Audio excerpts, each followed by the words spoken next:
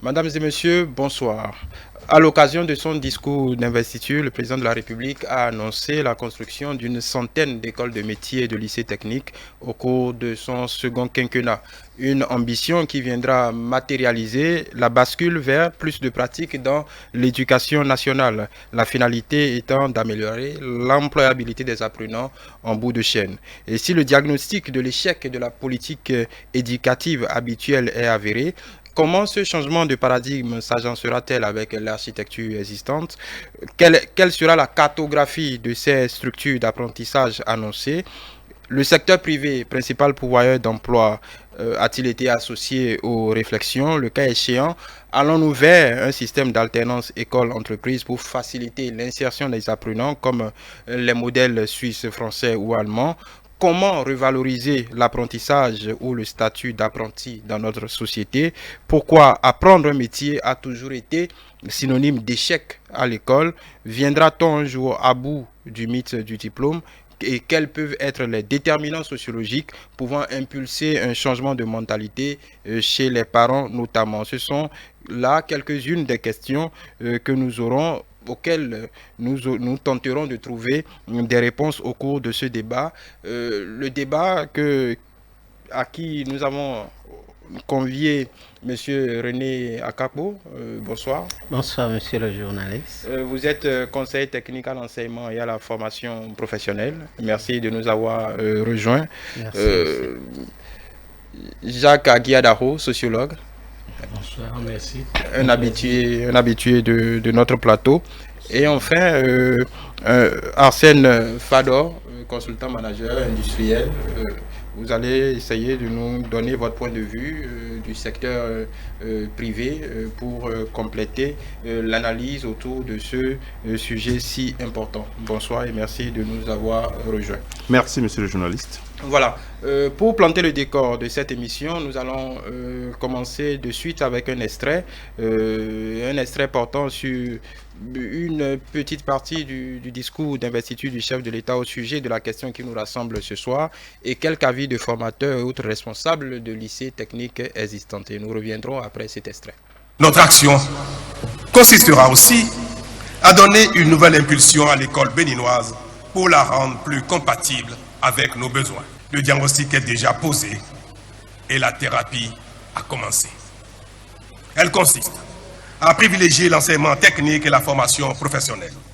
À cet effet, il sera construit une centaine de lycées techniques et d'écoles de métiers de référence, dont plus de la moitié d'ici à la fin de l'année 2023. Le ton est ainsi donné par le chef de l'État, Patrice Talon, lors de son discours d'investiture le dimanche 23 mai 2021. Il inscrit le développement de la formation professionnelle parmi les priorités de développement du Bénin. Les différents acteurs du domaine partagent cette volonté manifeste. Mes impressions sont plus que bonnes, je dirais très bonnes, parce que je viens de me rendre à l'évidence qu'une fois dans l'histoire de notre pays, le gouvernement a touché de doigt les réalités et ce qu'il faut vraiment pour que ce pays décolle sur le plan économique. Je pense que c'est une très bonne initiative du moment où nous avons fait l'expérience de l'enseignement secondaire général. Nous avons vu les conséquences sur le terrain et le taux de chômage. Nous avons vu que de jour en jour, le nombre de ZEM s'accroît. Si tous ces chômeurs avaient appris déjà à faire quelque chose, je pense que nous allons réduire un tant soit peu ce taux de chômage. Il faut encourager le chef de l'État puisque ça va nous permettre de régler plus d'un problème dans notre pays. Ce lycée a été construit pour environ 600 personnes, mais aujourd'hui nous sommes à près de 2000. Nous avons dépassé notre capacité d'accueil. Lorsque vous prenez notre département, il n'y a pas de lycée technique agricole dans tous les départements. Les écoles de métier, il n'y en a pas partout. Donc je crois que c'est vraiment opportun. Il s'agit, à travers cette mesure, de former dans les écoles du pays des diplômés à forte employabilité et dont les compétences seront en adéquation avec les besoins des employeurs. Aujourd'hui, le métier présente assez d'opportunités. Je suis personnellement électrotechnicien de formation. Donc, je peux créer ma propre entreprise pour pouvoir décrocher certains marchés sur le plan national. Vous savez, les gens n'ont jamais cessé de construire. Donc, on a besoin des gens formés pour ce genre d'activité. Donc, celui qui est formé ne pourra jamais chômer. Si on prend l'élevage, par exemple, au lieu qu'on importe de la volaille de l'extérieur. On peut produire la volaille dont notre nation a besoin. On peut produire ça ici au lieu d'importer. J'ai eu comme preuve ici les travaux d'asphaltage dans la ville de Boycon, où j'ai cohabité. Le chef projet ADOTI, ils ont recherché même des ouvriers spécialisés, des grutiers, des conducteurs d'engins lourds. Bénin n'en a pas. Et donc, on est obligé de faire recours à des étrangers, alors que nous disons que nous sommes en chômage. Ça veut dire que ces jeunes n'ont pas appris à faire quelque chose. Si l'enseignement technique, très tôt, est mis à profit de ces jeunes, je pense qu'ils vont pouvoir s'orienter naturellement. Et il y aura déjà une vision pour l'avenir. On n'a pas encore de centre de métier. Je suppose, est-ce que nous avons des cordonniers qui fabriquent réellement des chaussures au Bénin? Non. Est-ce que nous avons des exploitants agricoles? Non. Parce que c'est les gens qui se sont formés sur les terres. Mais s'il y a réellement des centres de métier et on forme ceux-ci, je crois que nos devises seront plus évoluées. Quand on prend ceux qui réparent aujourd'hui les téléphones portables dans la rue, ils ont été formés où? Nulle part. Mais quand on crée un centre de métier pour ceux-là, on n'aura plus de problème. Peut-être que demain, ceux-là peuvent créer d'autres choses, inventer aussi des portables. On ne sait jamais. C'est en ça qu'on doit aller au centre de métier. Pendant les 5 premières années écoulées, le Bénin a été transformé en un vaste chantier. Et le constat de l'utilisation de la main-d'œuvre a été clair, c'est que le Bénin ne dispose pas encore de la main-d'œuvre qualifiée et en quantité pour vraiment le décollage de ce pays. Alors, tout de suite, le besoin se fait sentir et je crois que le président de la République a vu qu'au lieu d'aller chercher des jeunes ailleurs, il vaut mieux que ce soit les fils du Bénin qui soient utilisés au grand bonheur de notre économie. Voilà, Monsieur Akapo, je vais vous poser la première question. Le moins qu'on puisse dire, c'est que le diagnostic de l'inadéquation formation-emploi est avéré et partagé par presque tout le monde. La thérapie proposée par le chef de l'État et son gouvernement, c'est, pour résumer, pour caricaturer un peu, c'est cap sur les métiers, cap sur la compétence, des compétences acquises.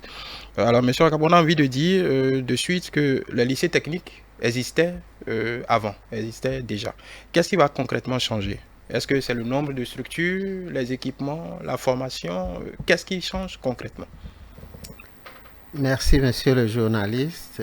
Vous avez parlé de diagnostic tout à l'heure. Nous venons de vivre l'expérience. En descendant de mon ministère, l'ascenseur était en panne. Je viens à ITélé, l'ascenseur est en panne. Donc, j'ai dû faire les escaliers pour être là avec les collègues. Les lycées existaient, vous avez vu, c'est d'ailleurs le lycée technique de Boycon, oui, où j'ai été le premier censeur en 1997. Et à l'époque, nous avons fait de belles choses avec les apprenants. Pourquoi, avec l'évolution des choses, le chef de l'État, non seulement, il décide d'augmenter le nombre de lycées, mais il veut y mettre la qualité. Parce que le tout n'est pas de former pour former. Si dans un lycée où la capacité d'accueil est de 600 apprenants, vous prenez 2000, il est évident que la qualité va s'en ressentir. Donc ce qui va changer, c'est d'abord la résolution des problèmes qui ont été identifiés au cours du diagnostic que nous avons mené avec M. Aguiar-Dako dans le cadre de l'élaboration de la stratégie de l'EFTP, c'est que des enseignants doivent être formés et bien formés. Des équipements doivent être acquis, mais bien entretenus.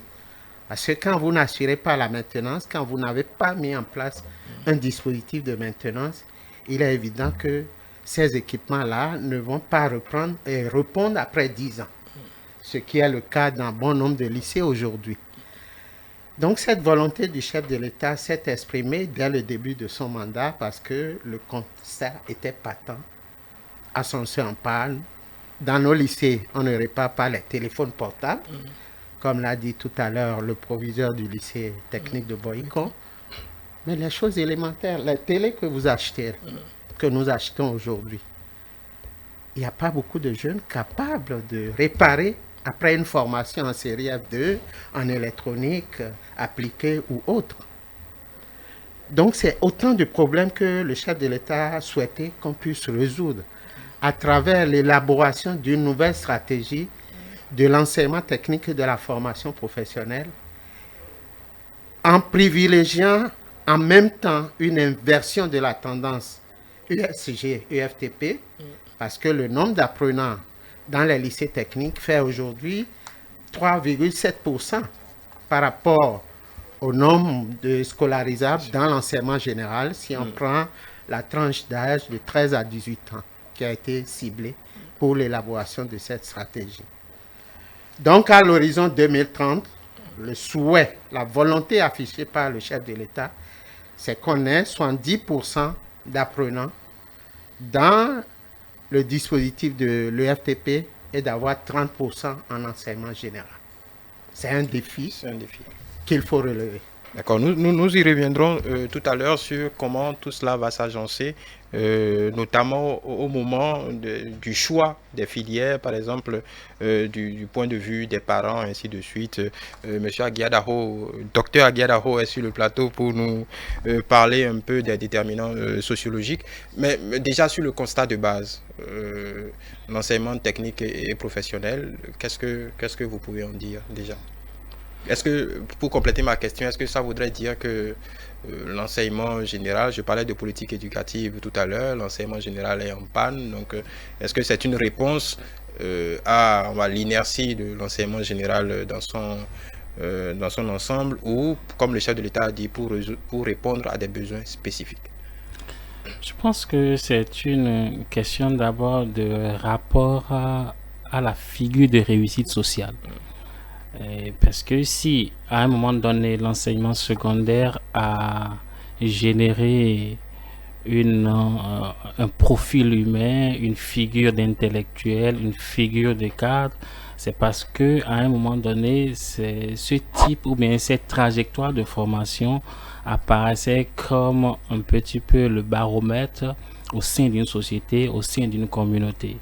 Donc ce n'est pas que l'enseignement général à un moment donné ne répondait plus, c'est parce que la vision autour de ce que c'est que réussir a changé. Si on dit que réussir c'est d'avoir de grands diplômes, si on dit que réussir c'est de se parler, savoir rouler le français, si on dit que réussir c'est pouvoir converser, dialoguer avec le blanc, on comprendra toujours que tout parent voulant que son enfant fasse partie quand même de ceux qui ont réussi dans la communauté, puisse prendre le chemin par lequel on donne un petit peu de la visibilité à quelqu'un. Mais lorsque le paradigme change et on dit que un enfant qui a réussi, c'est un enfant qui est utile pour sa communauté, qui est utile pour sa société. C'est un enfant qui peut accompagner les dépenses de sa famille. C'est un enfant qui peut dire « cette maison, c'est moi qui l'ai construite. Cette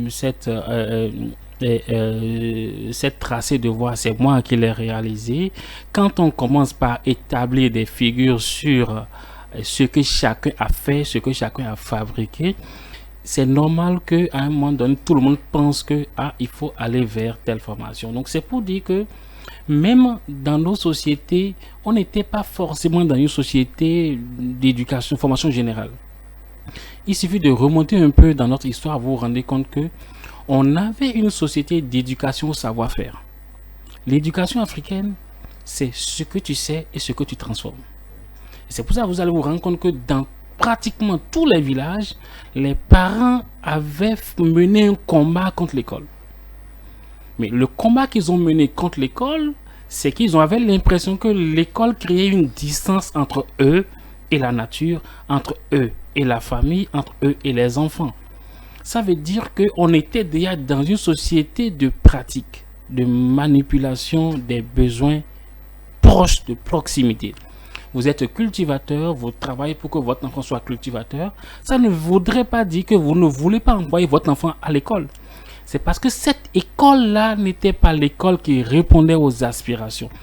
Nos traditions éduquaient pour qu'on devienne quelque chose. C'est pour ça que vous allez voir que dans toutes les familles, il y a ce langage-là, devenir quelque chose. Et quand on dit devenir quelque chose, ce n'est pas avoir quelque chose. C'est être utile à la communauté. Et vous allez voir que On s'arrange, même l'enfant, pendant qu'il n'est même pas encore né, on lui réserve des surfaces cultivables. Quand on éduque une femme, une fille, on l'éduque. Il n'y avait pas une distance entre la pratique et l'éducation. On éduquait la fille à savoir transformer.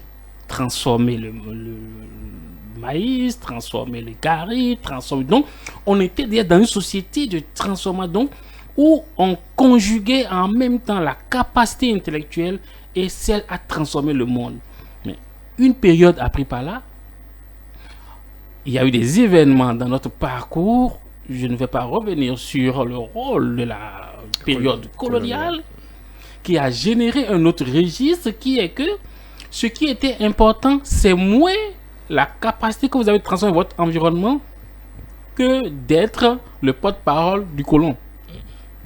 Que d'être capable de commercer, de prendre le colon entre les mains, de l'emmener dans votre village et de vous dire que c'est vous qui l'emmenez. Du coup, ce qui était important pour le colon, c'était de mettre un petit peu le citoyen ou de mettre le sujet ou de mettre les sujets, les populations dans un rôle d'interface pour mobiliser une conscience, pour transformer le colon. Et quand vous faites un peu le passage de notre société, où on est dans une société de transformation matérielle, pratique de nos communautés, vers la période coloniale, vers la période révolutionnaire, puisque la période révolutionnaire, à un moment donné, a corrigé, a tenté de corriger un peu les choses, en ramenant un petit peu l'école proche de la pratique, proche des besoins, parce qu'à un moment donné, il y avait un sentiment de citoyenneté, un sentiment de... où on avait la fierté d'être utile pour sa nation. Et malheureusement, les programmes d'ajustement structurel ont pris par là. Et malheureusement, il y a eu des réformes qui ont pris par là. Et très tôt, les espaces de formation ont repris une distance par rapport au milieu devant utiliser le produit final de l'école.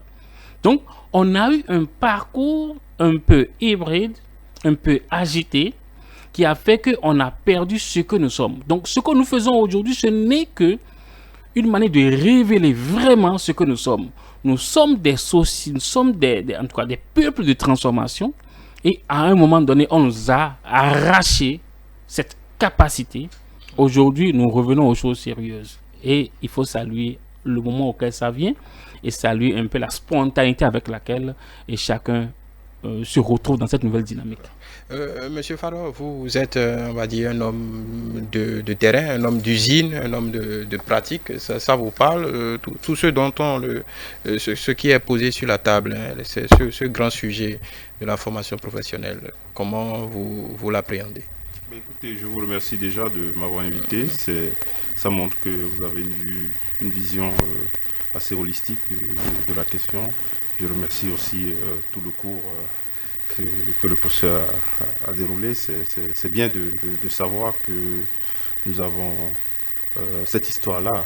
Voilà, donc revenons à ce qui a été dit, ce qui a annoncé le chef de l'État. Je pense que c'est vraiment à saluer. Et je ne sais pas, moi de ma position, je n'ai pas de mots pour le remercier parce que c'est ce qu'il faut. On n'a pas le choix si on veut réussir, si on veut transformer notre pays, surtout structurellement. On n'a pas le choix. Il ne faut pas oublier, quand vous prenez les Bill Gates, vous prenez même le fondateur du téléphone iPhone aujourd'hui, ce sont des gens qui, quand vous allez regarder, c'est pas des études, hein, c'est pas de longues études du tout pas. Ce sont des gens qui se sont accrochés à une idée et qui ont travaillé pour et au final sont devenus très riches. Donc nous tous, nous savons que tout le monde parle de la valeur ajoutée. La valeur ajoutée, c'est en général, on le dit dans un jargon, c'est avec la main. Hein. C'est avec la main. Même quand moi, quand je suis dans les usines, nous sommes souvent en général dans des réunions en tant que responsable de production, responsable de maintenance, directeur d'usine. Mais nous savons que si l'usine tourne, ce sont les ouvriers, l'électricien, le plombier, le mécanicien, le menuisier. Ce sont eux qui tournent l'usine. Voilà, c'est le conducteur, comme l'a dit Monsieur Akapo, oui. Voilà, c'est le conducteur d'engin qui récupère la matière première pour mettre dans la benne. Voilà, donc c'est-à-dire on revient à l'essentiel en fait. Pour moi, c'est un retour à l'essentiel. Voilà, comme faut dire. Voilà, pour... C'est qu'a dit Entendez. Voilà, mais quand on parle de, M. Akapo, quand on parle d'école de métier, de formation technique, concrètement, est-ce qu'on ne parle pas de circuit court? Parce que tout à l'heure, vous avez parlé du secondaire, vous avez pris la tranche d'âge 13 ans, 18 ans. Donc on est sur des circuits courts, des formations de 2 ans, 3 ans, si je me trompe, qui qualifient de suite l'individu à se confronter au marché de l'emploi. Est-ce que c'est le format qui est prévu ou est-ce que ça diffère de ce qui existe? Non, en fait, dans le cadre de l'élaboration de la nouvelle stratégie de relance de l'EFTP, il a été prévu des études de faisabilité dans les 6 domaines, dans les 6 secteurs prioritaires identifiés dans le plan national de développement. Et ça doit déboucher sur un programme de développement de l'EFTP dans chacun de ces secteurs. Vous pouvez nous résumer les secteurs, le numérique, l'agriculture, et cadre de vie et infrastructure, tourisme, hôtellerie, restauration, artisanat, et je crois que c'est tout. Hein. C'est tout. Oui, ça fait les 6. L'artisanat, ça fait les 6. L'énergie, on a oublié l'énergie. Donc, ça fait les 6. Donc, la tendance, ou bien ce qui va être fait, c'est la création d'écoles de métiers dans ces différents secteurs. Ce n'est pas des centres de métiers. Nous avons eu par le passé des centres de métiers qui étaient des centres de formation. Quelle est la différence? Les déscolarisés. D'accord. C'est ce qu'on avait, qu'on formait au niveau CQM, qui n'étaient pas très alphabétisés. Maintenant, les écoles de métiers, c'est des écoles un peu comme des lycées techniques professionnels, mais qui auront un niveau Bac plus 2 en plus. C'est-à-dire, quand l'élève, l'apprenant, va faire le DTM, le diplôme de technicien métier, niveau Bac, il pourra faire 2 ans encore dans l'école pour se spécialiser. Donc, c'est un continuum au niveau des écoles de métier qui part du CAP au DT, Bac professionnel, l'équivalent du Bac professionnel, et Bac plus 2, un DUT, à l'image de ce que le chef de l'État avait prévu dès 2017 pour la création des IEP, Instituts universitaires d'enseignement professionnel, où les étudiants devaient être formés à 70% en pratique et 30% en théorie. Donc, quand on parle d'écoles de métier aujourd'hui, c'est des écoles spécialisées dans des domaines donnés. Ça va être par exemple école des métiers de l'énergie, école des métiers de l'agriculture, donc jusqu'au niveau Bac plus 2. Bac plus 2. C'est ce qui est le recrutement se fait à quel niveau? Le recrutement se fera au niveau BPC. Vous pouvez passer par la voie professionnelle pour avoir le CAP et arriver au DT, ou bien passer par la voie technologique pour aller au bac professionnel. Donc, les deux seront ensemble, lycée technique et professionnel, école des métiers développée dans les secteurs économiques prioritaires. Et maintenant, il est envisagé également la création des collèges d'enseignement professionnel, CEP. Parce que comme il est envisagé l'inversion de la tendance de 70%, 30%, il est envisagé que les CEG et certains, la plupart des centres de formation professionnelle et d'apprentissage soient transformés maintenant en collèges d'enseignement professionnel pour former au CQP, au CQM et au CAP. Là, le recrutement pourrait être fait au CEP. Non, au CEP, ce n'est pas envisagé, parce que on a constaté qu'au niveau CEP, les enfants sont précoces aujourd'hui. Donc, quand vous recrutez au CEP un enfant qui a à peine 10 ans, est-ce qu'il peut toucher au moteur? Donc, voilà des problèmes qu'on est en train de moduler quand même. Ce n'est pas que c'est déjà figé. L'architecture est en cours d'étude pour qu'on puisse définir clairement quels sont les parcours que les apprenants doivent prendre pour pouvoir se réaliser, comme le disait tout à l'heure M. Aguiadapo, pour coller à nos réalités historiques. Voilà. La question qui se pose après l'explication du conseil technique, comment l'inversion 70-30 peut être faite? Au vu de notre sociologie, je ne lui ai pas encore posé la question de comment le recrutement sera opéré. Est-ce qu'il y aura des passerelles? On y reviendra. Mais déjà, notre société, telle qu'elle conçoit, parce que je l'évoquais à l'introduction de cette émission, jusqu'à récemment, quand on dit quelqu'un qu'il va en apprentissage mécanique, c'est intuitivement, en tout cas dans notre société, c'est un peu comme si ça voulait dire qu'il a échoué dans l'enseignement, qu'il a échoué à l'école, comme on le dit vulgairement. Maintenant, sur cette base sociologique, comment pensez-vous que l'inversion peut être réalisée? Vous savez, en matière d'adoption, d'innovation sociale, on peut dire que c'est une innovation sociale parce que c'est d'abord un changement de mentalité et après de registre de vie, de mode de vie, de trajectoire, n'est-ce pas, d'ascension. Il y a un élément important, c'est d'abord la base de l'éducation que vous recevez depuis la maison et après les figures qu'on vous montre, les modèles, ceux qu'on cite comme modèles autour de vous. Contrairement à ce que les gens disent en pensant qu'on est dans une société où quand tu es dans la formation professionnelle, c'est que bon voilà, tu as perdu vraiment l'intelligence, tu n'es rien, tout et tout. En fait, ce sont des clichés, ce sont des stéréotypes qu'on a essayé de mettre dans la balance pour nous dévier, tout simplement. Tout simplement. Parce que quoi? Avant, dites-moi le nombre d'hectares que vous avez, on dirait que vous êtes la grande figure.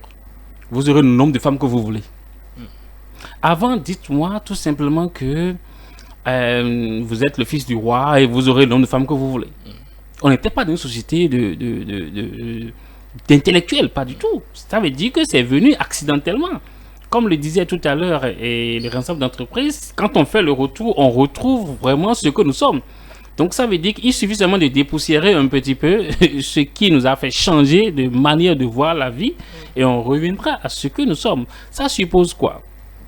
Si il faut avoir un diplôme de thèse de doctorat, bac plus 6, bac plus 7, travailler peu et se retrouver avec un salaire mirobolant. Mais vous ne travaillez pas peu? Non, j'y viens. Oui. Travailler peu, se retrouve dans un salaire mirobolant.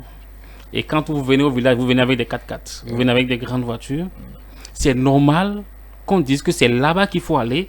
Et si vous n'êtes pas allé là où vous êtes sorti, ça veut dire que quelque chose n'a pas marché chez vous. Si les grands intellectuels en griffe, en venant du village, ils rencontrent le cultivateur,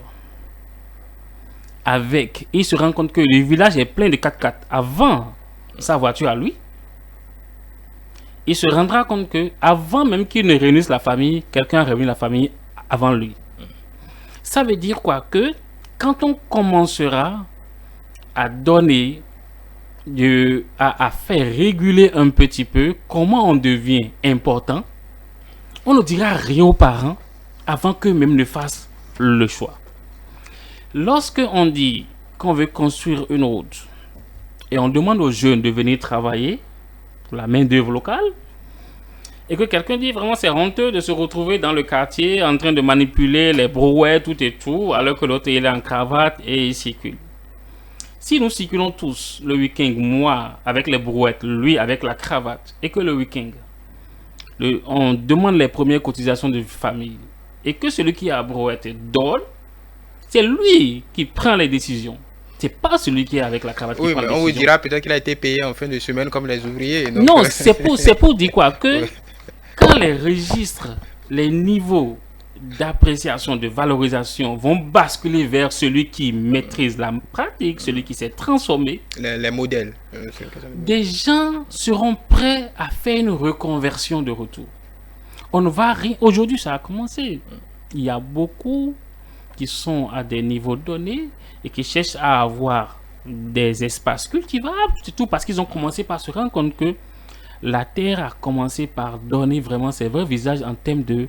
Ça veut dire que le principe, ce n'est pas le diplôme. Le principe, c'est ce à quoi le diplôme envoie. Si le diplôme vous donne les moyens de gagner beaucoup, vous allez chercher les grands diplômes. Mais si c'est le savoir-faire qui vous permet de gagner beaucoup, vous allez préférer le savoir-faire. Maintenant, il ne faut pas faire une confusion entre le fait qu'on a un grand diplôme et le fait qu'on n'est pas utile. Parce qu'il y a ce qu'on appelle les niveaux, les strates un petit peu de la transformation sociale. Il y a l'étape de ceux qui conçoivent. Il y a l'étape de ceux qui manœuvrent. Il y a l'étape de ceux qui sont... Dans tous les cas, c'est une question d'échelle. Oui. On a toujours besoin des gens qui conçoivent, qui imaginent, qui projettent. Maintenant, il faut se demander, au niveau actuel de notre société, dans la pyramide, est-ce qu'on a beaucoup plus besoin de main-d'œuvre que de concepteurs? Toute la question est là. Lorsqu'on se rend compte qu'aujourd'hui, on a plus besoin de ceux qui sont au niveau intermédiaire, c'est normal qu'une décision politique dise on encourage ceux qui sont ceux qui peuvent manipuler, ceux qui peuvent transformer. Il viendra certainement peut-être dans 50 ans, 80 ans, on dira qu'on manque un petit peu de concepteurs, on a besoin de ceux qui ont bac plus 4, bac plus 5. Donc c'est pour dire que c'est une question de vision. Et si vous permettez un peu, le CT expliquait quelque chose, il est passé un peu vite, peut-être qu'il faut revenir sur ça en disant quoi? Que quand un gouvernement dit je vais développer l'économie numérique, Oui. je vais développer le tourisme, je vais développer l'agriculture, et qu'on lui dit que pour que l'agriculture soit ce qu'elle doit être, il lui faut au minimum 2/3 d'exploitants professionnels. Et qu'on lui dit que la majeure partie de la population active est dans l'agriculture, mais pas une agriculture professionnelle. Du coup, on exploite en quantité, mais on n'avance pas. Si on vous dit que on a plus d'artisans que tout autre dans le pays, et qu'on vous dit que 81% des artisans que vous avez ne savent ni lire écrire, ne peuvent pas transformer, ça veut dire quoi? Que ceux qui occupent l'économie du pays n'ont pas une compétence de transformation. Ça veut dire quoi? Vous avez laissé l'économie entre les mains des gens qui ne peuvent pas créer une économie d'échelle, qui ne peuvent pas créer la richesse. Donc, le choix à faire, c'est de faire en sorte que ceux qui sont à ces niveaux-là soient ceux qui sont capables de transformer la matière première en un produit de richesse. Et c'est ce que faisaient nos parents. Ils ne faisaient pas autre chose que ça. C'est parce qu'on leur a dit que ça, là, vous n'avez pas besoin de ça. Au bureau, vous aurez ce dont vous avez besoin, qu'ils ont laissé. Si on leur dit, revenez transformer ce que vous avez pour avoir place de choix dans les espaces où on distingue les grandes personnes, les gens ne vont pas hésiter. Donc, il ne faut pas croire qu'on est vraiment dans une société où on doute de la coiffeuse. On n'a jamais douté de la coiffeuse. On nous a amené à douter de la coiffeuse. Et la coiffeuse elle-même, à un moment donné, s'est dit qu'elle n'est plus quelque chose de grand. Redonner à la coiffeuse sa valeur et elle va démontrer de quoi elle est capable. Voilà.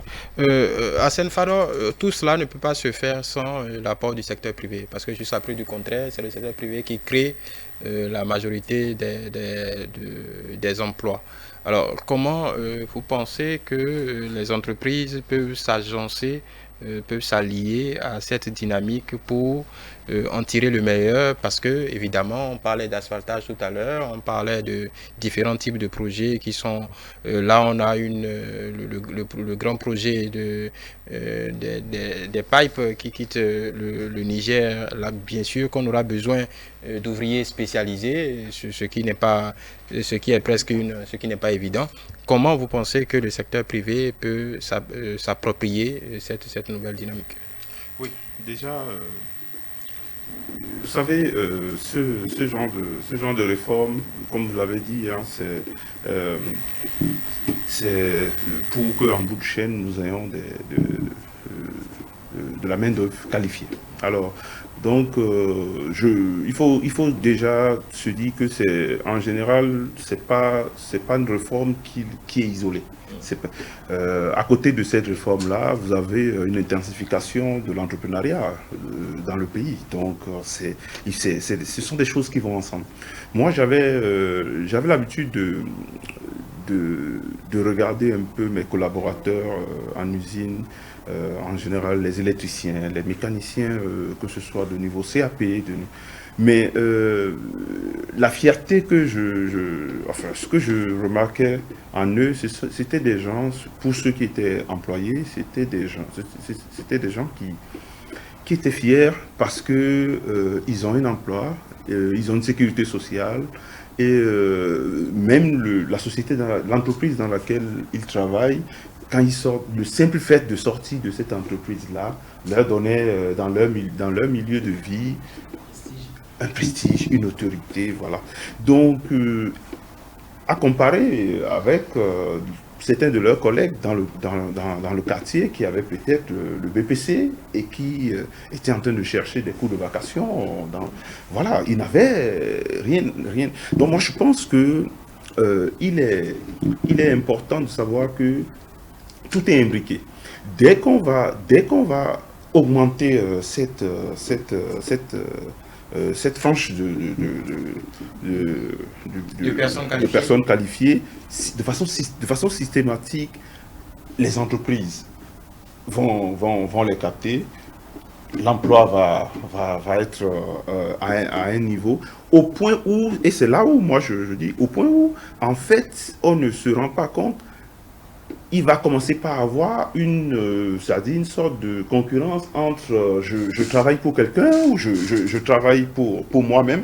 Et là, dès que quelqu'un décroche, je travaille pour moi-même, ça fait une entreprise de plus et des employés immédiatement.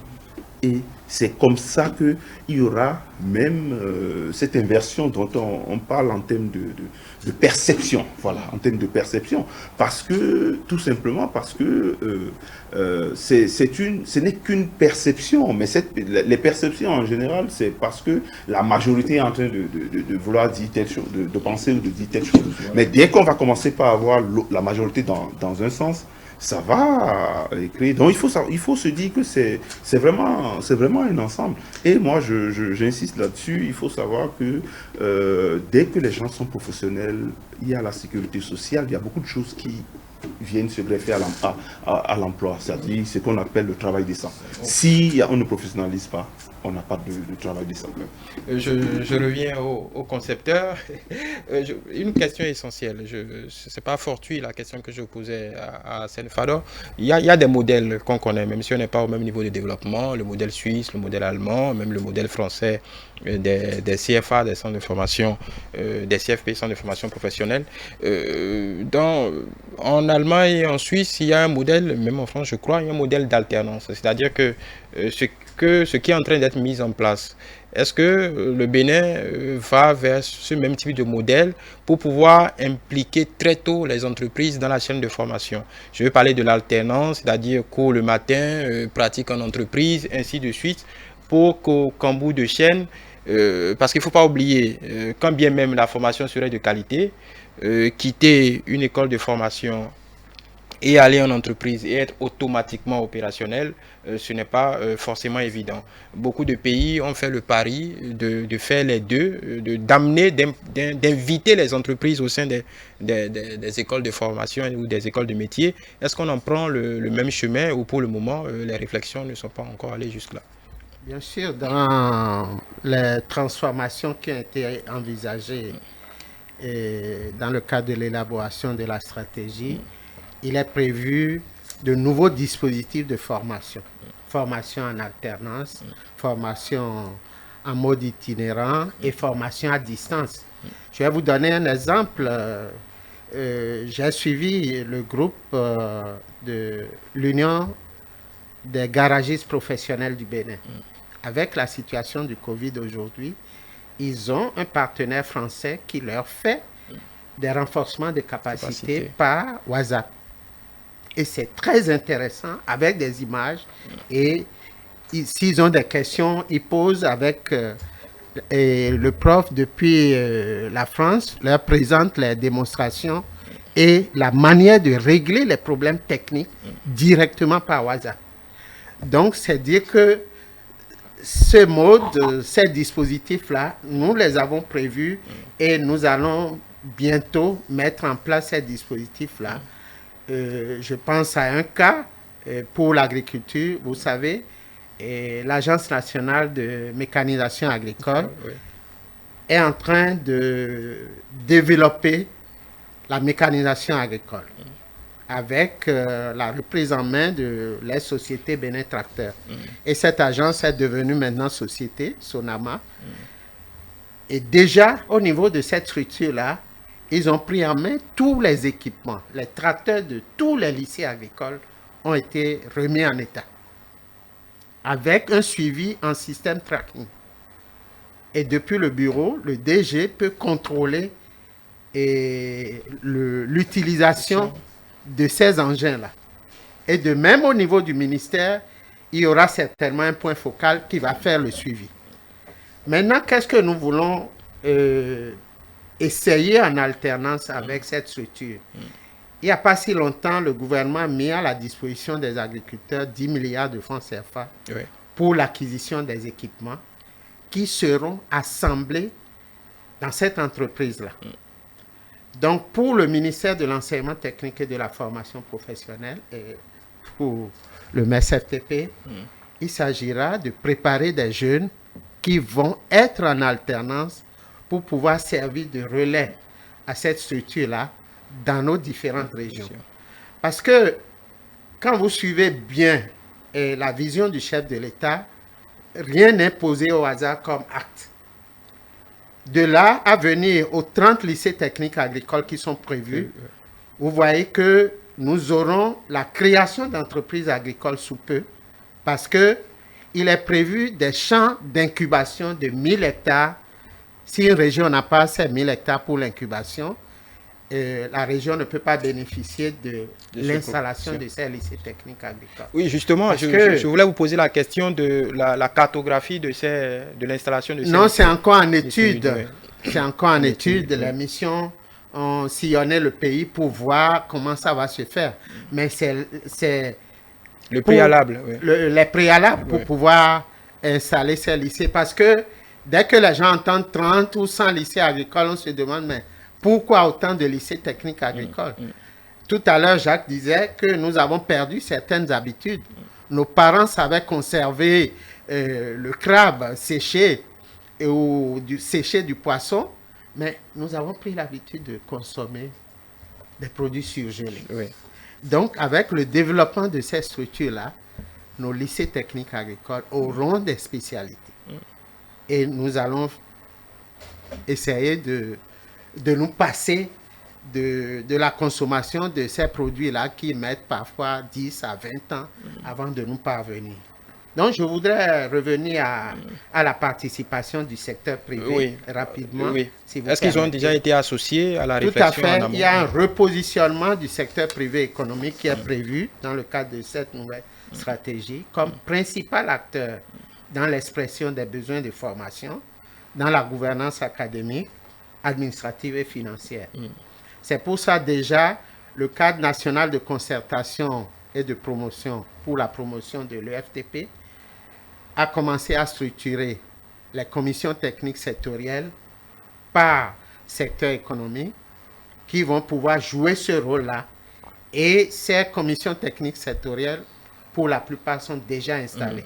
Le numérique est installé, tourisme, hôtellerie, restauration est installé, l'agriculture est installée et le cadre de vie BTP infrastructure aussi est installé. Donc, ce n'est plus le ministère qui va décider des métiers pour lesquels nous devons élaborer des curricula ou bien des nouvelles offres de formation à mettre en place. Ce sont les entreprises. Ce sont les commissions techniques sectorielles où sont installés des chefs d'entreprise, et des représentants des ministères sectoriels.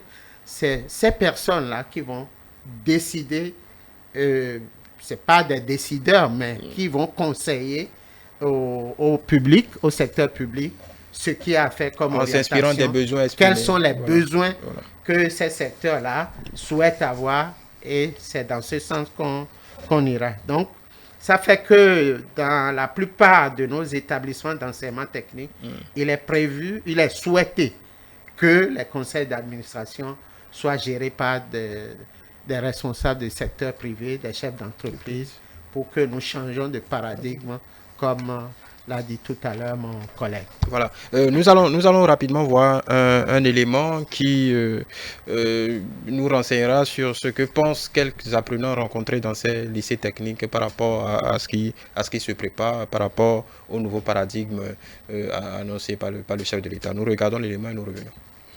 Quand j'ai appris qu'il y a la construction de lycée, j'étais tellement émerveillée. Il n'y a pas là où tu dois passer sans qu'on ne parle de l'eau. L'eau est indispensable à la vie. L'eau, c'est la vie. L'ouverture des lycées va changer la vie de beaucoup de personnes parce que quand on fait le lycée, tout au moins quand on finit le lycée, on a la main. On peut faire quelque chose sans avoir trouvé le boulot au moins. On peut se chercher, se démerder ailleurs. C'est une occasion de permettre aux jeunes qui ont peut-être fait des erreurs en choisissant l'enseignement général, de se parfaire pour entrer carrément dans le domaine technique. Le domaine technique, ça permet surtout de maîtriser quelque chose, de savoir faire quelque chose dans sa vie. Ce n'est pas juste s'asseoir derrière un bureau, c'est pas ça. Nous avons besoin de ces centres de formation pour pouvoir avancer l'industrie, pour avancer les secteurs d'activité de notre pays. Parce qu'aujourd'hui, la technique booste beaucoup. Et par rapport aux pays émergents, par rapport aux pays qui sont développés, c'est la technique qui fait qu'ils sont vraiment développés. Donc, grande a été ma joie d'apprendre cela. C'est comme ça, la Chine a commencé par développer petit à petit et est devenue la Chine d'aujourd'hui. Le Japon. C'est comme ça, petit à petit, le Japon a commencé. Le Japon est devenu une très grande puissance aujourd'hui, incontournable. Et quand Talon dit le fait... Je suis très contente de l'annonce du chef de l'État par rapport à la construction des écoles de métiers de référence. Cela prouve que le chef de l'État accorde de l'importance à l'avenir de la jeunesse. Je suis vraiment émerveillée de l'ambition du président de la République. Il y a longtemps que nous attendions ce type de projet.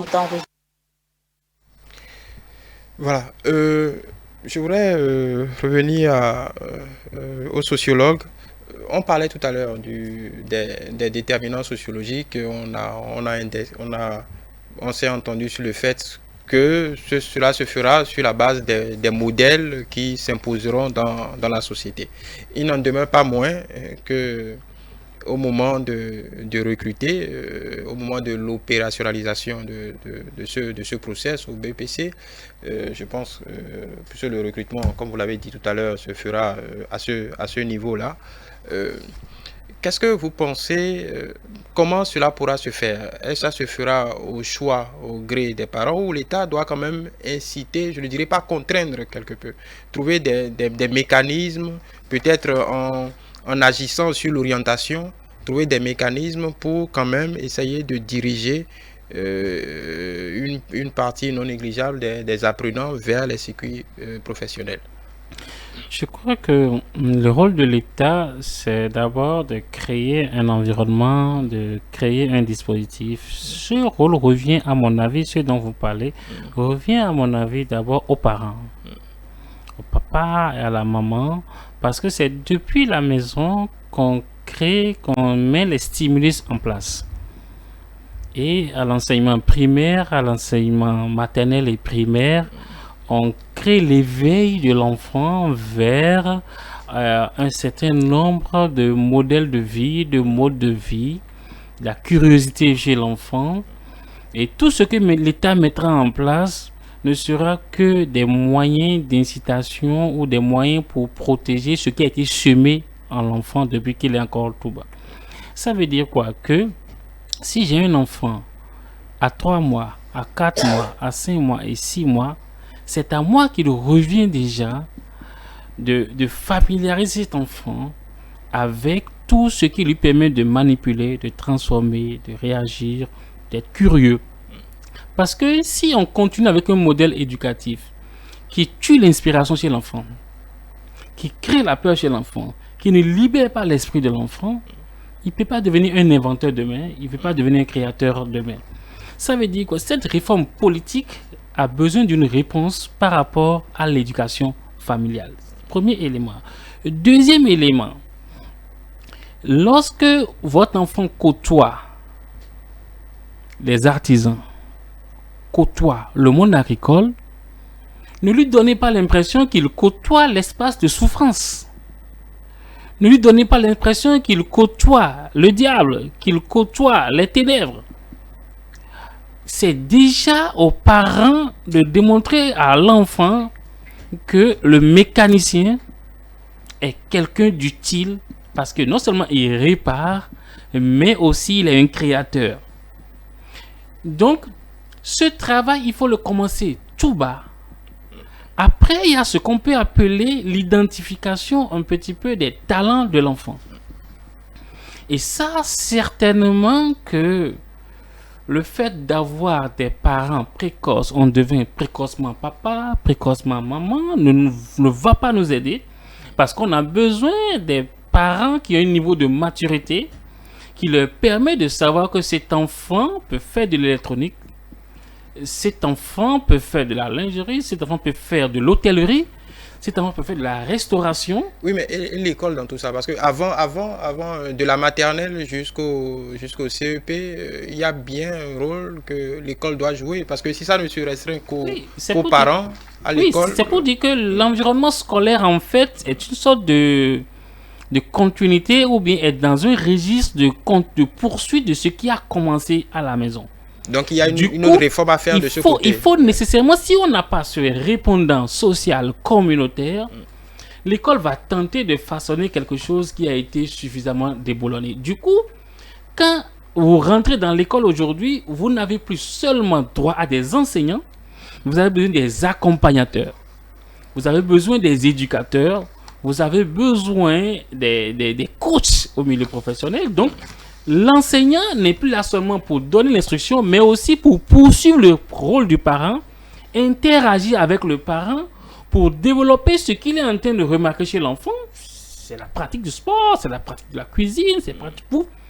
Et maintenant, comme l'a dit le CT, il faut avoir des espaces de dialogue qui permettent un peu de faire un premier niveau d'arbitrage sur les destinations professionnelles de l'enfant. Et après, maintenant, commencer par créer en lui le réflexe de là où il veut atterrir. Parce que s'il adore un petit peu les pilotes, ça lui plaira de faire de la mécanique. S'il adore un peu des métiers qui sont des métiers de bureau, il travaillera pour être au bureau. Vous savez qu'il y a des gens qui sont dans des universités agricoles. Moi, j'enseigne dans une université agricole, mais il y a des étudiants d'université agricole qui aspirent à tout sauf être sur le terrain, gérer des gros projets. Donc, ça veut dire quoi? Que cette culture mérite d'être entretenue. Maintenant, après, vous savez ce qu'on appelle l'orientation, c'est un peu ce qu'on appelle un peu la gestion de la démographie de l'emploi. Ouais. La démographie de l'emploi, ça suppose quoi? Qu'on a une base de données suffisamment documentée sur la vie de l'enfant depuis qu'il est tout bas. On documente son carnet scolaire, on documente ses notes. Donc, on a de l'information sur lui. C'est pour ça qu'on disait tout à l'heure que rien ne se fait au hasard dans ce gouvernement, parce qu'aujourd'hui, on parle de plus en plus d'une gestion digitalisée des systèmes d'enseignement pour avoir suffisamment d'informations pour ne pas décider accidentellement sur la vie de l'enfant. Mais après, il faut se dire que on veut, je prends l'exemple du tourisme par exemple, on dit, bon voilà que on développe une zone touristique mémorielle à Ouida, à Bomé, on développe une zone touristique balnéaire sur Avlekete, il y a des complexes hôteliers qui vont s'installer, on sait déjà que 136 000 emplois seront créés en telle année. On connaît le profil de ces 136, ils viendront d'où? Du pays. Et c'est à ce moment-là qu'on commence maintenant par réguler un petit peu, en griffe, réguler un petit peu les places disponibles. Et il faut de l'information pour que l'enfant sache que dans 5 ans, cette filière va s'ouvrir. Dans 3 ans, celle-là va se fermer. Dans 12 ans, celle-là va s'ouvrir. Pour que tous les conseillers en orientation tous les psychologues commencent par créer un environnement pour qu'au moment où certaines infrastructures seront prêtes, on ne se demande pas d'où est-ce qu'on va tirer. Et ça, encore une fois, le secteur privé que nous avions dans le pays, lorsque quelqu'un veut investir, il se demande est-ce qu'il y a de la main-d'œuvre qualifiée. Il y a beaucoup qui hésitent. Je suis sûr que si le chef d'entreprise, ici, à côté de moi, ira plus loin, il dira qu'il réduit ses ambitions de création d'entreprise parce qu'il voit ce que ça va lui coûter en termes de main-d'œuvre étrangère. Ça veut dire quoi? Plus les gens sont informés d'un dispositif de formation, d'une culture de la pratique, plus ils créent une culture professionnelle là-dessus. Donc, et les parents commencent par devenir un petit peu des veilleurs pour leurs enfants. Parce qu'en fait, qu'est-ce qui se passe? Certains parents ne savent que ce qui se passe autour d'eux. Oui. Ils n'ont pas la grande information sur ce qui va se passer dans 3 ans, 4 ans, 5 ans. Encore une fois, je pense qu'on est dans une société qui a besoin qu'on lui donne ce qu'elle a. Voilà. Sur cette même question, l'orientation, est-ce que ça va est-ce que vous êtes sur la même longueur d'onde que le sociologue? C'est aux parents d'abord d'impulser dès le bas âge, d'essayer d'observer l'enfant, de le diriger, de l'éclairer sur ses propres potentialités. Oui, déjà, moi je pense que tout ce qui a été dit, c'est clair que c'est évident. Et je veux juste rajouter qu'il y a aussi quand même sur cette question-là, il y a un petit rôle important de l'État que je veux ajouter, c'est qu'il faut que l'État fasse la promotion de ceux des modèles qu'il veut pour demain. Surtout.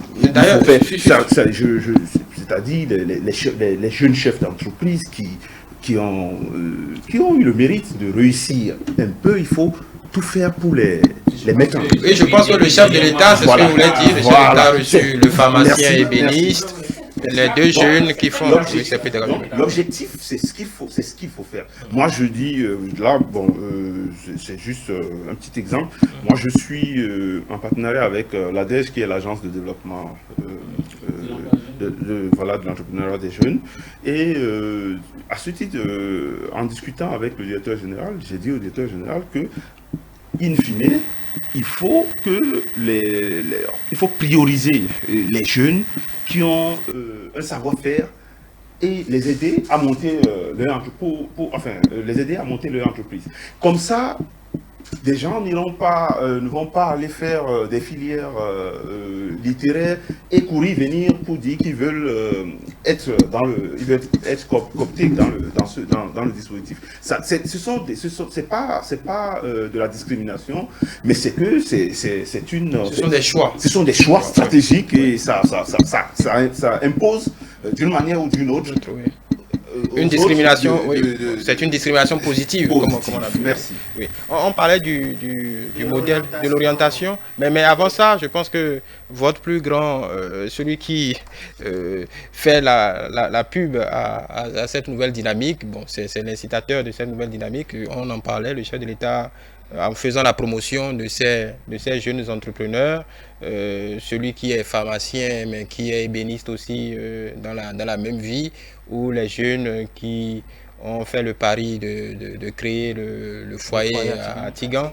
Est-ce que, au-delà de ce que le chef de l'État fait, je ne sais pas, les structures décentralisées, il parlait de l'ADEJ tout à l'heure, est-ce que véritablement, est-ce qu'il n'y a pas un impératif de mettre en avant tous les modèles qui réussissent déjà pour créer un stimulus dans la tête des apprenants potentiels et de les valoriser dans la société, les mettre sur un piédestal pour que les gens puissent s'en inspirer? Tout à fait, c'est déjà un exemple très intéressant. Et je crois que dans certaines communes, il y a cette tendance des élus locaux à promouvoir l'excellence par cet exemple-là, donc c'est très intéressant. Je voudrais rebondir sur l'orientation, sur la question de l'orientation scolaire professionnelle. C'est vrai, ça commence dans le cercle familial. Et le relais par rapport aux transformations envisagées dans la stratégie, c'est aussi la pré-professionnalisation et les dispositifs d'accompagnement dès le début, dès le primaire. Parce que tout à l'heure, quand je parlais de l'architecture, de la nouvelle architecture du système éducatif, il est possible, que ces dispositifs-là soient mis en parallèle. Et ce qui est très important, c'est la communication, comme vous l'avez dit. De nombreux parents n'ont pas l'information utile, mais imposent des fois des choix aux enfants. Ce qu'il faut éviter. Parce que c'est très dangereux. L'enfant accepte des fois aller jusqu'au bout et après dit, mais papa, voilà le diplôme que tu as souhaité, moi je te laisse et je fais mon choix.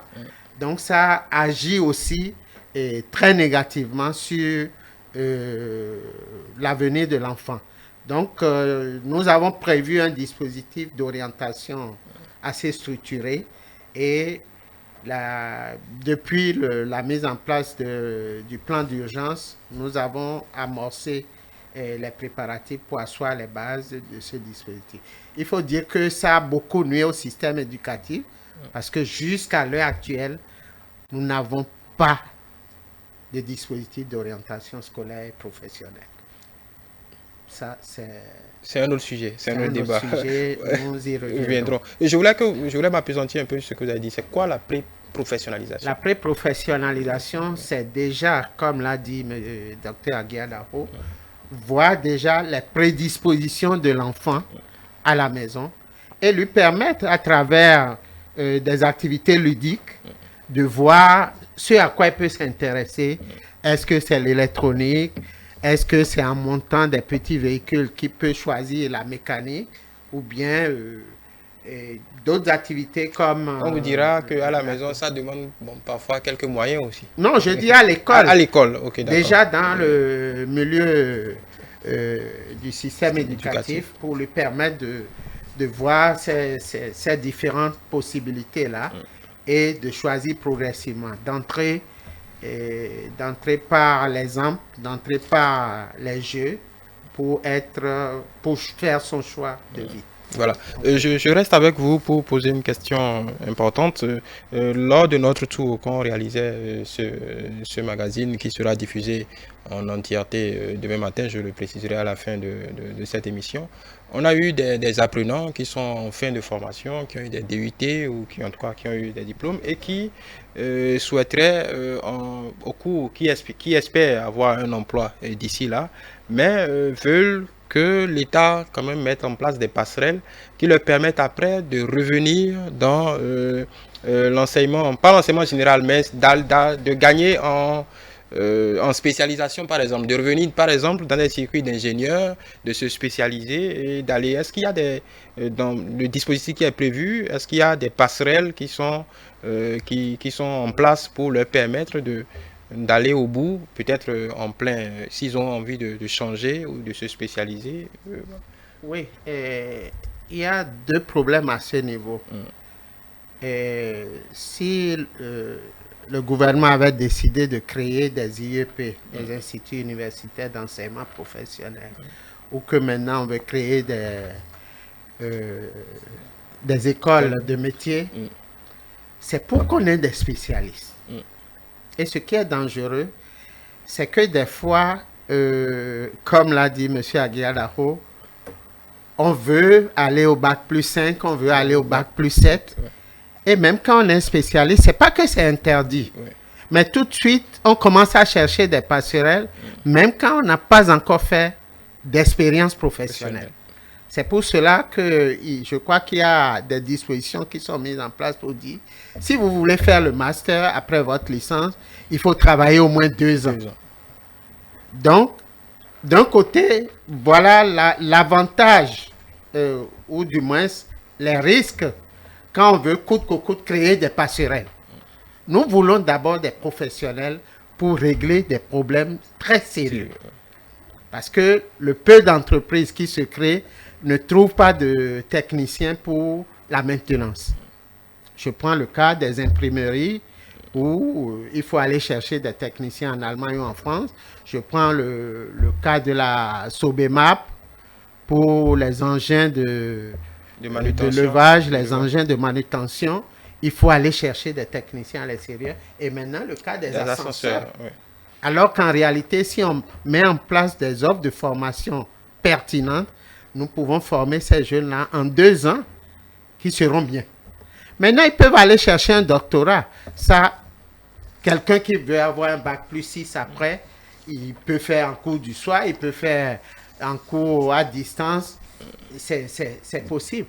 Mais si l'État doit toujours chercher à créer des passerelles, quand on commence à régler un problème de société, nous n'allons jamais arrêter. Nous aurons plus de doctorats que de doctorants ou de docteurs que de techniciens. Et nous serons toujours là à recommencer et à gérer les mêmes situations que nous avons aujourd'hui pour développer. Voilà, la transition est tout trouvée. Le docteur Aguiadaho est là, vous êtes universitaire. Dans l'entendement populaire, en tout cas sur ces dernières années, bon, c'est peut-être pour vous taquiner un peu, peut-être vous allez nous rassurer sur ce point. Est-ce que c'est un procès, ça se susurre un peu partout, est-ce que c'est un procès fait à l'université? Est-ce que ce qui est en train d'être déployé se fait au détriment de l'université? Parce qu'il y a eu beaucoup de polémiques autour de ça. L'université est dévalorisée, les enseignants, ainsi de suite. Est-ce que vous, de votre position d'universitaire, de technicien, en tout cas, vous avez participé à l'élaboration de tout ce processus, est-ce que ce qui est dit renvoie à des réalités où les gens se trompent un peu sur les dessins que le chef de l'État a pour le Bénin, en réalité? Non, je pense que il faut nuancer un petit peu le discours qu'on fait sur les faits et que le discours qu'on fait sur les individus. Donc, c'est 2 choses différentes. Sur les faits, et la question qui se pose aujourd'hui, c'est de savoir est-ce que pour la production du savoir scientifique universitaire, à un moment donné, est parvenue à être un levier un peu d'une économie résiliente. Toute la question est là. Est-ce qu'elle est parvenue à créer de la richesse? Elle est parvenue à créer de l'emploi? Vous savez, les études ont démontré que plus le diplôme est élevé, moins on a de chances de trouver de l'emploi. Ça veut dire quoi? Que la pyramide des métiers dans le Bénin est à un niveau où il a besoin plus des gens qui sont au niveau intermédiaire que des gens qui sont au niveau élevé. Donc ça, c'est du pragmatisme. Quand on vous dit que les gens, plus ils accumulent les diplômes, les sondages ou les statistiques de l'emploi montrent qu'ils affaiblissent leurs chances d'insertion professionnelle, c'est qu'on vous demande en tant que politicien de réagir. Donc la réaction que vous avez, ce n'est pas une réaction sur l'humeur, c'est la réaction sur les questions pratiques de développement. Ce n'est pas une réaction sur l'universitaire, sur l'enseignant, sur l'étudiant. C'est une réaction sur la réalité du monde professionnel. Pourquoi aujourd'hui, la plupart des universités aujourd'hui sont dans le registre université de développement? C'est parce que l'université elle-même s'est posé des questions pour dire que ce que je ferai, il faut qu'il accompagne la transformation, le développement des pays. Il faut qu'on sache que une université existe parce qu'elle veut booster le développement. Donc ça, c'est le diagnostic là, il est commun. Maintenant, c'est le comment que nous sommes en train d'obtenir aujourd'hui et tout le monde est satisfait sur ce comment là. Maintenant, si on mène le débat sur les individus, sur les universitaires, sur les enseignants, c'est une manière de dire qu'on veut plus, on attend plus, on souhaite beaucoup plus. Et ça ne fait que réveiller un petit peu une sorte de... C'est l'ego de l'enseignant que je suis qui est touché, qui montre que, à un moment donné, on a compris encore une fois que mon rôle d'université n'a de sens que lorsqu'il y a des indicateurs d'impact et d'effet sur l'économie de marque. Donc, il n'y a pas à y voir une manière de jeter de l'opprobre sur l'université, tout et tout, mais c'est une manière de poser des questions de développement. Il viendra un moment où les questions se poseront autrement. Je rappelle à nos amis téléspectateurs, là il nous reste 20 minutes, je rappelle à nos amis téléspectateurs qui peuvent poser des questions, le numéro va s'afficher en bas de vos écrans. Je reviens à vous rapidement avant de passer la parole à Sen Fador. Des universitaires vous diront que les centres de recherche sont opérationnels mais manquent de financement, manquent de matériel, manquent de beaucoup de choses. C'est là où je voulais en venir pour dire que c'est sur des faits. Et parce que c'est sur des faits, on cherche les réponses aux faits. Ça veut dire qu'on cherche maintenant à donner à l'université ce qu'elle a comme responsabilité réelle. Et quand c'est comme ça, on mesure un petit peu le couloir. Pourquoi aujourd'hui on crée plus d'universités professionnelles? C'est parce qu'on s'est rendu compte que on n'a pas de problème avec l'universitaire, mais on a des problèmes sur la matière, sur le champ d'application, sur les statistiques. Donc, ce n'est pas une question liée à une catégorie, mais c'est une question liée aux questions de développement. Que vous le veuillez ou non, vous savez, avant qu'un praticien ne travaille, c'est qu'il y a eu un ingénieur. Oui, c'est qu'il y a eu un concepteur, c'est qu'il y a eu quelqu'un qui a une vision. De la même manière, avant que vous ne pensiez à une sorte d'équilibre, n'est-ce pas, de quelqu'un, c'est parce qu'il y a eu un psychologue, c'est parce qu'il y a eu un sociologue de la société, c'est parce qu'il y a eu des gens qui ont fait les sciences humaines et sociales, qui ont pu créer un modèle de vie, une économie sociale qui permet. Mais tout ça, il faut chercher l'équilibre dans tout ça. Il ne faut pas aller accidentellement. Donc, il faut à un moment donné se demander, en matière de statistiques que nous avions dans les sciences humaines et sociales, est-ce que ces statistiques sont suffisantes pour régler nos problèmes? Est-ce que la balance est en défaveur des gens de métier? Vous savez qu'il y a des sociétés qui ont construit un peu une vie des gens de métier et qui ont viré vers des dépraves, vers des dérives sociales, tout et tout, et qui ont couru derrière les sciences humaines et sociales. Ça veut dire qu'il viendra un moment où on se rendra compte, bon, est-ce qu'on a atteint les équilibres? Oui, on avance. Donc, et comme on le dit, hein, la formation technique et professionnelle, c'est tout le parcours de la maternelle jusqu'à l'université. Mais un État doit à un moment donné se poser les questions sur les équilibres pour savoir un peu en quel termes se posent les besoins et quelles sont les trajectoires de développement qui existent. Et il doit y avoir un lien entre les trajectoires de développement et les trajectoires d'éducation, parce que les entreprises, lorsqu'elles existent, c'est le capital humain qui est le premier facteur de cette transformation de ces entreprises. Oui. L'autre pan du sujet, c'est ce que j'appelle la requalification. Parce que là, on parle des écoles de métiers, ainsi de suite. Il y a l'existant, c'est-à-dire tous ceux-là qui sont sur le marché de l'emploi, qui ont peut-être fait un bac plus, qui ont peut-être un bac plus 3 en sociologie, et en histoire, en tout cas, qui ont des parcours précis et qui n'arrivent pas à trouver un point de chute. Est-ce que dans ce dispositif, il n'est pas pertinent qu'il y ait des passerelles pour permettre à cette masse-là de se requalifier rapidement dans cette même dynamique pour pouvoir se rendre opérationnel? Oui, mais bon, comme vous le savez aussi, c'est que tout est dynamique aussi.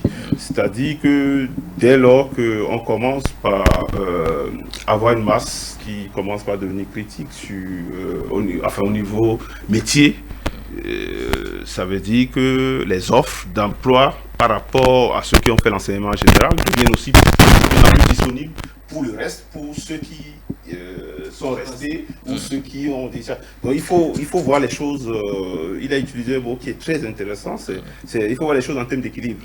C'est-à-dire que si on n'avait rien fait, tous ceux qui se seraient vus orientés vers les formations techniques et professionnelles se seraient rajoutés aux autres. Je ne sais pas si vous voyez. Donc du moment où il ne se rajoute pas, ça veut dire qu'il va rester de l'espace. Ça c'est déjà d'une part. Mais d'autre part aussi, il n'est pas rare de voir des gens faire quelques petites formations d'opératrices de saisie. Il n'est pas rare de voir ça. Vous surtout regardez un peu pendant les vacances. Ça existe encore, opératrices de saisie? Non, j'ai utilisé ça pour dire. C'est un exemple. Mais pendant les vacances, vous allez voir surtout les affiches des formations de 2 semaines, 1 mois en informatique, Word, etc. Ce ne sont pas des choses, ça paraît banal, mais c'est pas banal. C'est comme ça que la dynamique, tout se goupille. Oui. Voilà. Vous voulez réagir sur ça? Oui. Oui, je voudrais revenir sur une question que vous avez posée tout à l'heure. J'étais juste sur un pan. Le second pan, c'est que par rapport à ceux qui sont sur le marché du travail, qui veulent compléter leur formation, oui, il y a des dispositifs. Il y a le Centre autonome de perfectionnement de l'EPAC, par exemple, qui offre des possibilités à des bacheliers technologiques ou bien des titulaires de DT de faire leur licence professionnelle au bout de 3 ans avec des cours à distance et des regroupements périodiques.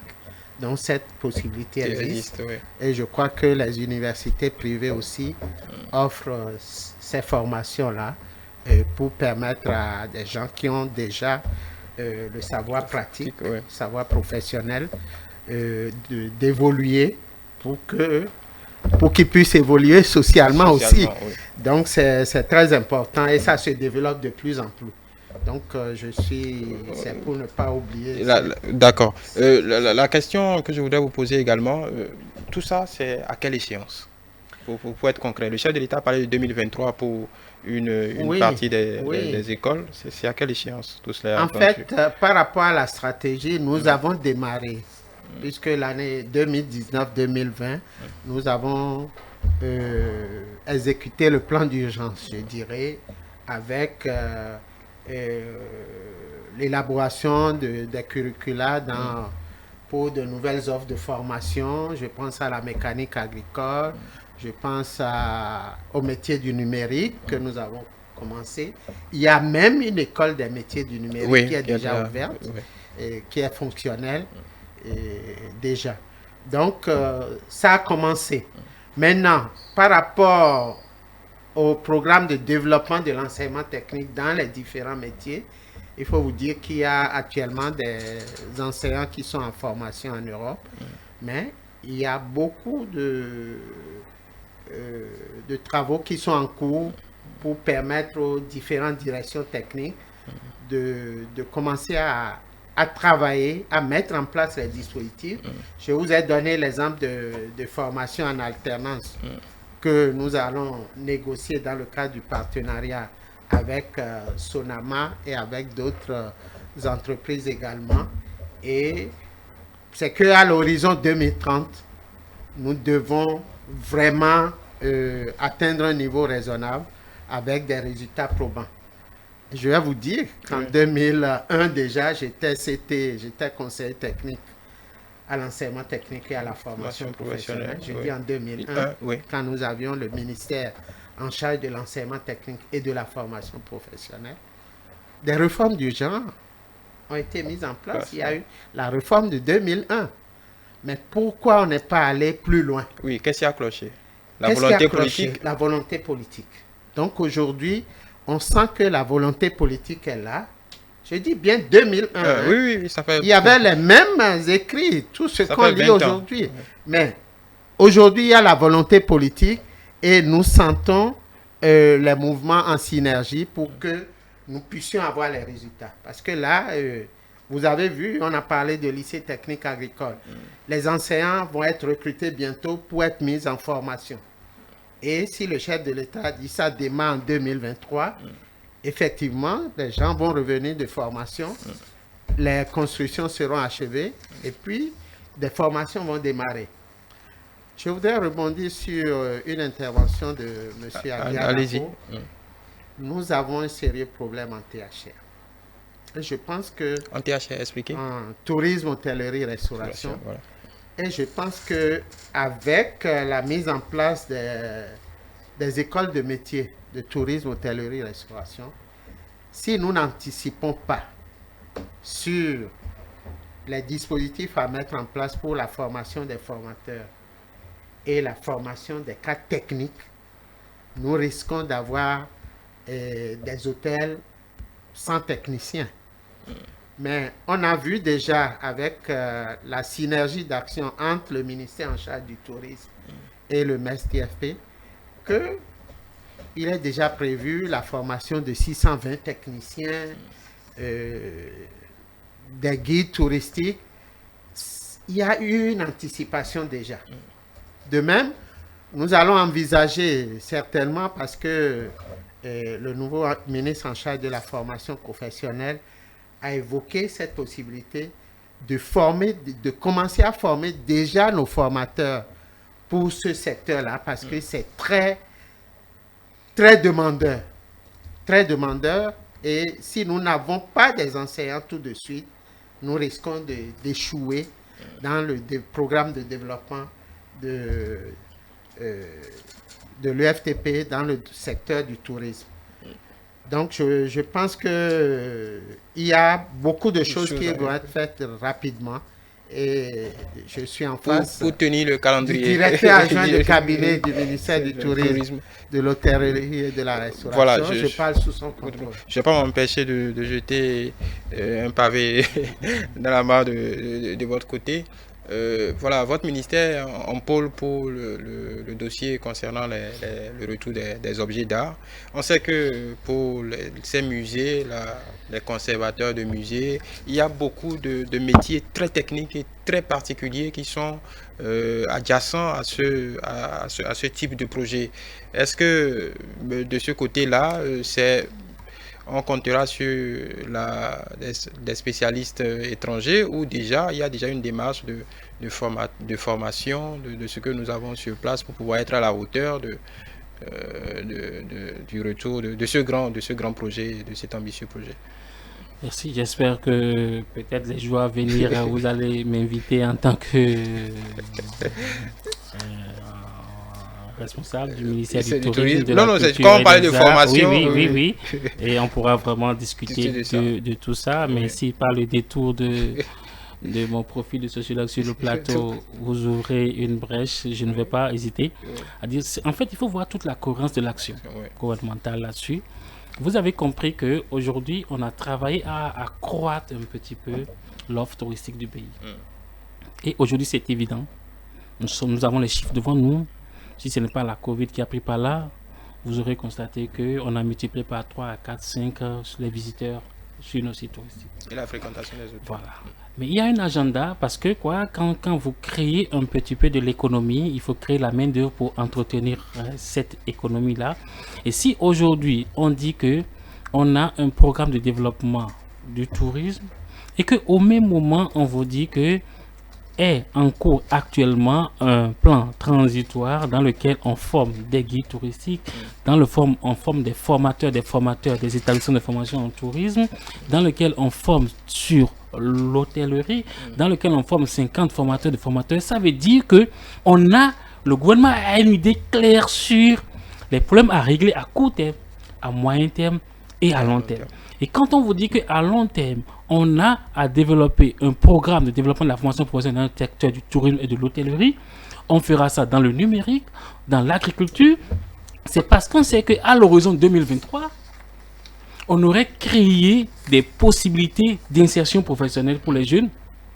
Mais le niveau actuel de nos centres de formation ne peut pas répondre aux standards visés. Parce que vous avez dit tout à l'heure, pourquoi en 2001 on a eu les idées et ça n'a pas marché. Comme le disait tout à l'heure le chef d'entreprise, et c'est normal, c'est un manager, c'est un système. Quand vous touchez les problèmes isolément, vous ne réglez pas des problèmes structurants, vous n'avez pas des approches structurantes, vous ne réglez pas les problèmes sur le long terme. Ça veut dire quoi? Lorsque vous faites un plan pour dire que je transforme l'économie de mon pays sur 6 secteurs phares et prioritaires, vous avez le devoir en même temps de mettre en place un petit peu un écosystème qui va avec et de créer de la main-d'œuvre qui va avec. Mais le gouvernement sait à quelle échéance certaines infrastructures seront prêtes à consommer de la main-d'œuvre. Donc aujourd'hui, il n'y a pas de souci pour les secteurs concernés. On sait ce qui se passe en agriculture, on sait ce qui se passe dans le tourisme, on sait que derrière c'est une sorte d'alignement. Peut-être quelque chose qu'on ne dit pas toujours depuis 2016, c'est que le secteur de l'éducation a été placé dans un pilier réservé à l'économie. Quand vous voyez un peu l'architecture du programme d'action du gouvernement, quand vous voyez le pilier 2 réservé à la transformation de l'économie, c'est là que vous retrouvez l'éducation. Mais ce n'était pas le cas. Avant, on voyait l'éducation comme un secteur social à part, on voit le secteur économique à part. Aujourd'hui, quand on dit que l'éducation est un levier de transformation de l'économie, c'est pour dire que vous ne formez que ceux dont l'économie a besoin. Et quand vous formez de ceux dont l'économie a besoin, vous avez les moyens de créer de l'épanouissement social. Et que veut le peuple? Vous n'avez pas répondu à ma question. Pour les musées, oui, non, justement. Non, c'est pour vous dire quoi? Que vous voyez, dans cette brèche, n'est-ce pas, de la restitution des biens culturels, il y a deux opérations qui sont en cours. Pourquoi opération, je ne voulais pas vous arrêter. Je vais vous expliquer sur ça. Non, je ne voulais pas vous arrêter. C'est pour préciser ma pensée parce que dans les milieux occidentaux, quand on parle de ces questions, il y a souvent, quand vous lisez la presse, de la moquerie. C'est-à-dire, bon, est-ce qu'ils arriveront à se mettre au même niveau de conservation qu'on le fait? C'est pourquoi j'insiste sur la question. Non, j'avais voulu répondre à ça en disant que rien n'est fait au hasard, qu'il y a une programmation. Actuellement, depuis 2016, on a commencé ce qu'on appelle le plan de formation ad hoc. En fait, la question de la restitution n'est pas une question isolée, c'est une question de coopération et de développement. Et dans cette coopération et développement, il y a ce qu'on appelle la coopération scientifique. Actuellement, il y a beaucoup de nos universitaires qui sont impliqués dans le processus de restitution sur des questions de recherche, sur des questions de recherche en conservation, recherche en stockage, sur la problématique même de l'économie culturelle, de l'économie muséale, de l'économie patrimoniale. Actuellement, vous avez une grosse partie de nos acteurs, n'est-ce pas, des spécialistes en conservation, qui sont tous embarqués dans ce que nous appelons un programme de formation ad hoc développé avec les gens du Quai Branly, les experts du Quai Branly, les experts du ministère de la Culture française, et on travaille sur ce protocole-là. De la même manière, vous avez des acteurs, si je vous dis qu'actuellement, nous avions des acteurs de la police républicaine, spécialisés dans le patrimoine et qui travaillent actuellement à préparer un peu notre pays à assurer ce qu'on appelle la sécurité, la sûreté du patrimoine. Ça veut dire quoi? Que rien n'est fait au hasard. On a même touché des domaines auxquels on ne pensait pas, mais dans lesquels on sait qu'on a besoin d'experts pour prendre en charge ça. Donc, ce n'est pas seulement une question de retour, c'est une question d'économie. On veut créer une économie muséale, une économie culturelle, parce qu'on sait que nos musées peuvent créer de l'emploi. Et pour créer de l'emploi, c'est tout un écosystème. Donc, rassurez-vous et rassurez encore une fois les uns. C'est vrai qu'il viendra un moment de grande communication autour de ça, mais ce qui se fait actuellement, vous avez même des acteurs de la cinématographie aujourd'hui qui travaillent dans cette problématique. On y reviendra après, comme le dit dans un autre plateau pour parler de tout ça. Là, il nous reste exactement 2 minutes.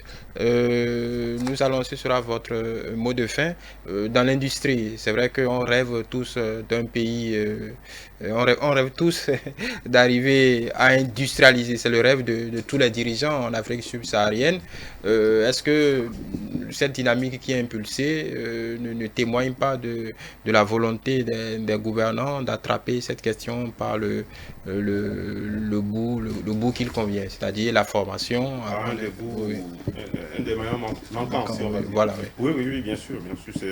Moi, je voudrais juste attirer l'attention de l'autorité sur, par exemple, vous avez évoqué la question de la formation en alternance, mais il y a aussi un aspect dans la formation professionnelle qui, de mon point de vue, est très important. Il ne faut pas le négliger, c'est qu'il faut tout faire pour que des professionnels interviennent aussi dans les formations. C'est très important. Des professionnels en activité. Moi, j'ai travaillé pendant 12 années au Bénin. J'ai travaillé dans 2 usines de ciment, mais durant ces 12 années, j'ai enseigné à l'université avec un diplôme d'ingénieur. Je dis pendant 12 années. J'ai été surpris en 2017 lorsque le ministère de l'Enseignement supérieur m'a délivré l'autorisation d'enseigner. Je ne sais pas si vous voyez ce que je pense que... Et c'est très important parce que les étudiants, quand j'étais devant des étudiants, ils venaient témoigner, ils allaient témoigner à la direction que le cours était différent. Parce qu'il y a des questions que quand l'étudiant pose par rapport au cours, ce sont des questions, c'est fondamental pour lui, pour son apprentissage, mais qu'un enseignant tout court qui est uniquement au sein de l'université ne pourra pas. Donc je voulais dire que c'est un aspect qui me paraît... D'avoir des intervenants qui sont professionnels. Ce n'est pas, on ne dit pas de venir mettre une masse, non, c'est d'en avoir. Il faut en avoir sur des thématiques bien données. Et voilà. Et il faut aussi intégrer un aspect de la formation qu'on appelle en fait, que d'aucuns peuvent appeler des conférences, des séminaires. Mais c'est très important pour les étudiants. Regrouper les formes, même dans les lycées, regrouper les gens pendant une demi-journée pour parler d'une thématique par des professionnels, c'est très important. Moi, je le dis surtout parce que je suis un consultant industriel aussi, donc je sais que c'est un aspect qui n'est pas... Voilà, nous ferons appel. Je voudrais très sincèrement vous remercier pour cette initiative et remercier aussi le chef de l'État qui a eu cette vision-là de vouloir rendre le système EFTP plus attractif et plus pertinent, plus producteur pour l'économie de notre pays. Et profiter pour remercier tous ceux qui ont été associés à l'élaboration de cette stratégie. Je pense à mon ami Aguiadaho qui a beaucoup veillé pour cela. Je te remercie en direct là pour tout ce que tu as fait avec nous au cours de l'élaboration de cette stratégie. Et bien sûr remercier le professeur Maoyon Kakpo qui a été tout le temps avec nous, de jour comme de nuit, pour que nous puissions réussir cette stratégie. Je vais vous dire au passage que lors de la validation de la stratégie avec les PTF, nous avons mobilisé le jour-là 323 milliards et aujourd'hui nous sommes à près de 500 milliards déjà de mobiliser pour que les programmes de développement de l'EFTP soient une réalité dans les 6 secteurs économiques prioritaires. Voilà. Merci Jacques. Merci. Je ne vais pas finir sans avoir une pensée pour les amis. Et le professeur Gilles Yekpon qui nous a quittés tout récemment, qui était l'expert national sur l'élaboration de la stratégie, et M. Couton qui a été le premier coordonnateur de la cellule d'appui à la mise en œuvre de la stratégie. Je voudrais avoir une pensée pour eux, pour leurs familles qui sont restés. Merci à vous, c'est sympa de votre part. Moi, je voudrais juste dire à tous les acteurs de l'école, à tous les acteurs de la famille, aux parents, pour dire que une fois encore, la formation professionnelle, l'enseignement technique revient.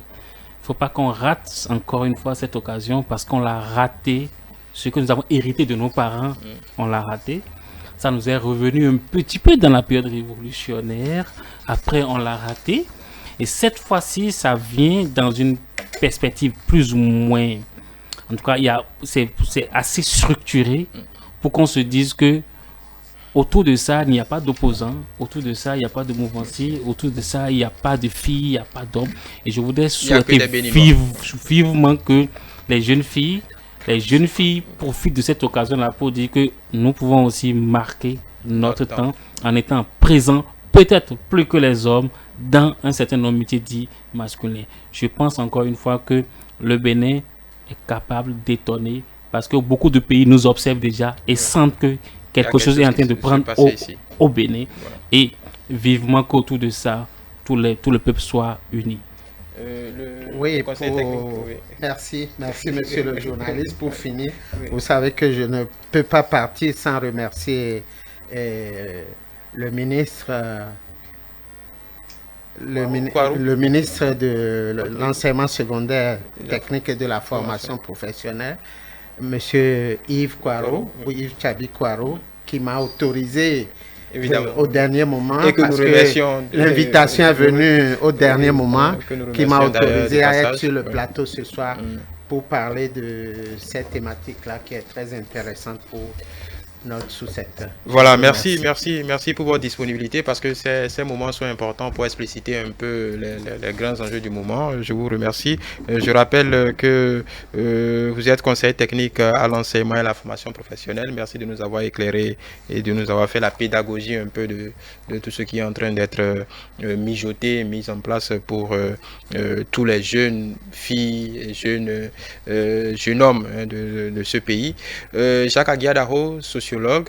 Je vais mettre de côté votre autre casquette, nous y reviendrons. Merci pour votre rapport à ce débat de ce soir. Ça nous permet de jeter un tout autre œil sur ces problématiques. Hassen Fado, c'est l'œil des spécialistes de l'industriel, du chef d'entreprise. Merci. Je rappelle que vous êtes consultant, manager industriel, Jacques Aguiadaro, sociologue. Voilà, chers amis téléspectateurs, merci de nous avoir suivis, tout en espérant que ces 1h30 d'explications vous ont permis d'en savoir un peu plus sur l'architecture qui est en train d'être mise en place pour la formation, pour l'enseignement technique et la formation professionnelle. Nous nous retrouverons la semaine prochaine pour une autre thématique, toujours dans le but d'expliquer un tant soit peu les grands enjeux du moment. Bonsoir chez vous et portez-vous bien.